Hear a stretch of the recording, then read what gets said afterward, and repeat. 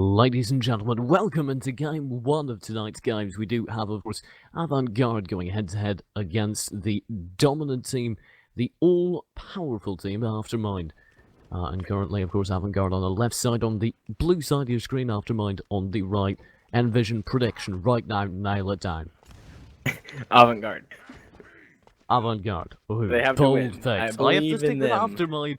It's worked for them so far, why would it change now? We see Full Haven flying out of both teams in terms of item picks. Nobody going anywhere but Haven. That's a little bit interesting. I think he honestly expects me to be on him, and it looks like Avant-Garde going to start the team fight by setting up on the platforms area, and they are starting to surround the point. SockGG on the point to start the team fight off.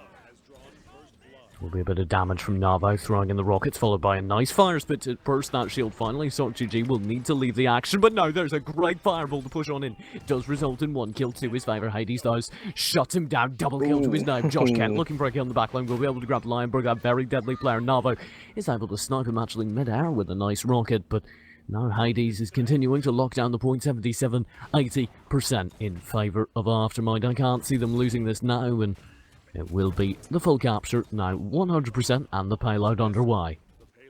Avant-Garde setting up for a nice little defense in this first choke point here. Avant needs to hide. He's low. Joel's might be trying to chase him. He's going to get the hook off and might get the kill. He does set it up for his teammate. Navo gets out one shot.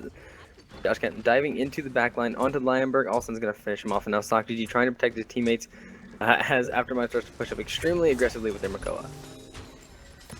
Hades beginning to set up once again with these turrets, and he is such a good player when moving this aggressively. He's able to just set up those turrets, play a very, very aggressive barrack, and Josh Kent the whole time is disrupting any attempt to possibly shot that down, blinking into the backline, doing a decent amount of damage and blinking back out. Just keeping them on their toes while the payload continues to advance, and now real organised defence can be set up. The Joji going to be pulled in there by Joel's as this payload starts to near completion already. A beautiful expect right there from Navo.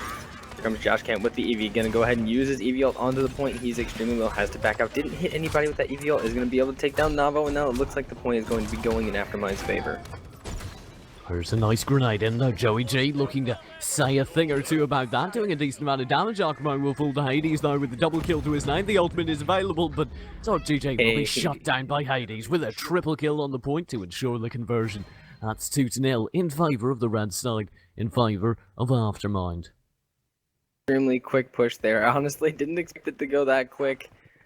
And I'm pretty sure Avant-Garde didn't either. I think they were caught a little off guard by that one.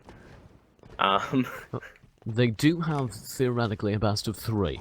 So, maybe this game is already not looking so good for them, but if they can just commit to learning here, they can go and identify specifically what Aftermind are doing to unbalance them, then maybe they still stand a chance in the series. Of course, this game's not over either. 2-0 is hardly the end of the game, but it does put it very dominantly in favour of Aftermind.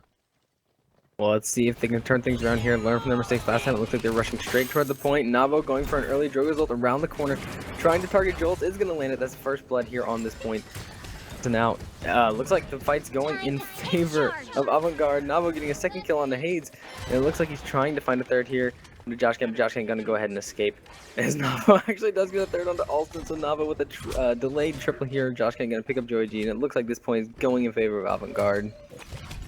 Lionberg very aggressive against Josh Kent, and so she's dead. Avant-Garde, the underdogs here by a long shot, somehow managing to lock this down, but there's Hades with the very aggressive barrack play already beginning to just chew up his opponents. Navo in the back line, there's the barrage flying through, lots of damage potentially from Choji, and that's all he gets, no kills, and Hades and Joel strike instantly back. Josh Kent grabbing Arkmo, and there's Aliston throwing out the heals as they lock down the point. 97% in favour of Avant-Garde, but it doesn't matter, it might as well be 0%. They're not getting anywhere near the point now.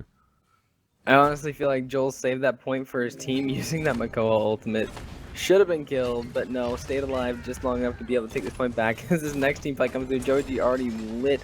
Josh Kent trying to finish him off. Lionberg with the accursed arm instantly answered by the lockdown on the point. Great play by Hades. He pops that barricade when the lockdown on the point. The second he does that, nobody can breach the dome shield.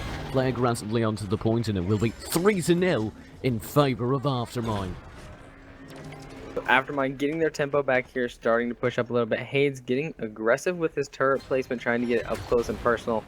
So that'd be nice and set up for when they start pushing. And it looks like Aftermind going for an aggressive zone here into the top of their spawn. Saga gonna try and push this one back with Lionberg.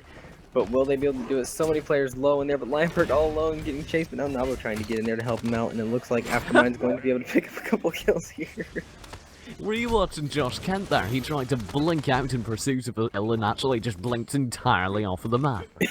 Great play, Josh. Glad you're awake today. I don't need him to be though, because they are up 3-0. Nice zoning now, actually coming out of Avant as they begin to kind of regain control. But this is do or die. They need to lock this down now. There's Josh Kent with another blink in. This time it's the rockets, not the cliff edge that gets him. There's a very low hook. Lionberg in deadly danger for the time being, but he will be able to dash on out, and it's Joey G raining in the grenades, doing a bit of static damage. They need to focus down Hades right now before he has the chance to set up, and they are able to scare him off. Now, one more chance, give or take, for Aftermind.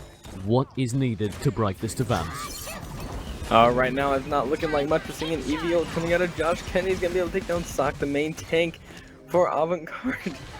Now, all of a sudden, Aftermind have picked up 3-4 kills, and it looks like Avant-Garde's going to be, I actually said Avant-Garde there, but Aftermind picks up 4 kills, and it's going to be Aftermind's point, it looks like.